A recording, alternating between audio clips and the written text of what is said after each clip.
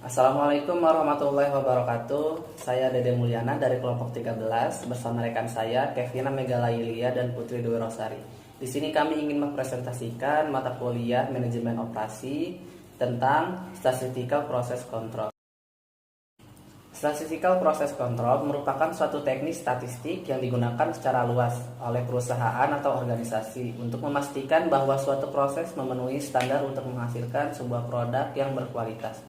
Statistical process control juga dapat didefinisikan sebagai suatu metodologi pengumpulan dan analisa data kualitas, serta penentuan dan interpretasi pengukuran-pengukuran yang menjelaskan tentang proses dalam suatu sistem industri untuk meningkatkan kualitas dari output guna memenuhi kebutuhan dan ekspektasi pelanggan.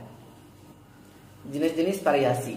Variasi didefinisikan sebagai ketidakseragaman produk atau jasa yang dihasilkan. Variasi dapat pula didefinisikan sebagai produk atau jasa yang dihasilkan tidak memenuhi spesifikasi standar yang telah ditetapkan. Variasi dikelompokkan menjadi dua jenis. Yang pertama, variasi terkendali atau controllable variation. Yang kedua, variasi tidak terkendali atau uncontrollable variation. Variasi terkendali yaitu variasi yang dapat dikendalikan atau variasi yang dapat dihilangkan atau diminimalisir jika dilakukan aktivitas perbaikan. Dan variasi tidak terkendali yaitu variasi yang tidak dapat dikendalikan. Tujuan statistical process control. Yang pertama, pengendalian proses statistik menggunakan metode pengambilan sampel dan statistik untuk memantau kualitas proses yang sedang berlangsung seperti operasi produksi. Yang kedua, statistical process control membantu organisasi memantau proses secara terus. Yang ketiga, tujuan dari diagram kontrol adalah untuk menunjukkan kapan proses berfungsi sebagaimana dimaksud dan kapan tidaknya. Yang keempat, beberapa tindakan korektif yang tepat perlu diambil jika perlu. Dan yang kelima, dalam lingkungan manufaktur, alat statistik proses kontrol digunakan untuk peningkatan volume produksi secara terus-menerus serta kualitas yang mengarah untuk mencapai keunggulan manufaktur.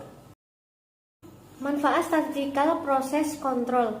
Menurut Asauri tahun 1998 halaman 223, manfaat melakukan pengendalian kualitas secara statistik adalah pengawasan kontrol, pengerjaan kembali barang-barang yang telah scrap rework atau biaya-biaya pemeriksaan.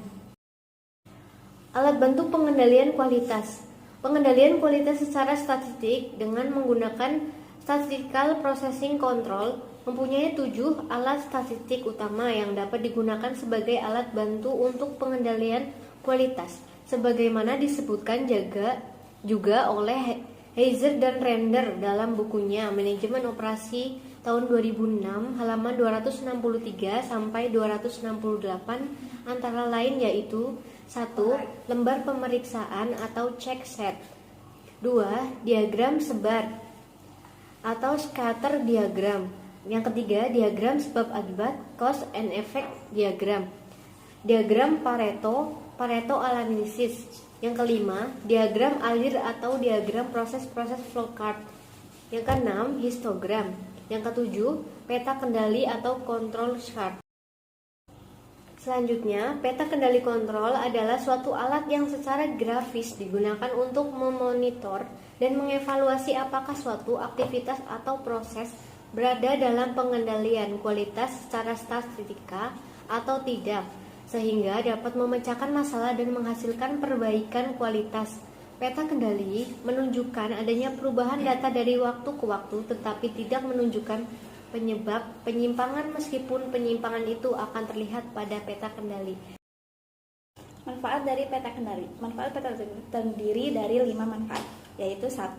Memberikan informasi apakah suatu proses produksi masih berada di dalam batas-batas kendali kualitas atau tidak terkendali.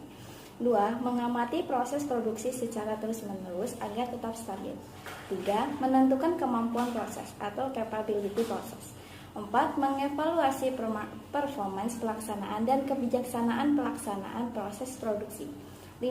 Membantu menentukan kriteria batas penerimaan kualitas produk sebelum dipasarkan. Peta kendali digunakan untuk membantu mendeteksi adanya penyimpangan dengan cara menetapkan batas-batas kendali. 1. Upper control limit atau batas kendali atas merupakan garis batas-batas untuk suatu penyimpangan yang masih diizinkan. 2. Central line atau garis pusar atau tengah, yaitu garis yang melambangkan tidak adanya penyimpangan dari karakteristik sampel. 3. Lower control limit atau batas kendali bawah, yaitu merupakan garis batas bawah untuk suatu penyimpangan dari karakteristik sampel. Peta kontrol berdasarkan jenis data yang digunakan dapat dibedakan menjadi dua, yakni 1. Peta kontrol variabel yang terdiri dari peta untuk rata-rata, peta untuk rentang, dan peta untuk standar deviasi. Kedua, peta kontrol atribut yang terdiri dari 1. Peta P, yaitu peta kontrol yang mengamati proporsi atau perbandingan antara produk yang cacat dengan total produksi. 2.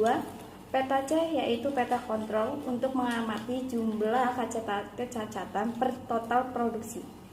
3. Peta O, yakni peta kontrol untuk mengamati jumlah kecacatan per unit produksi.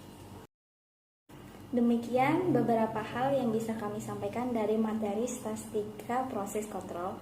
Kurang lebihnya mohon maaf. Terima kasih. Wassalamualaikum warahmatullahi wabarakatuh.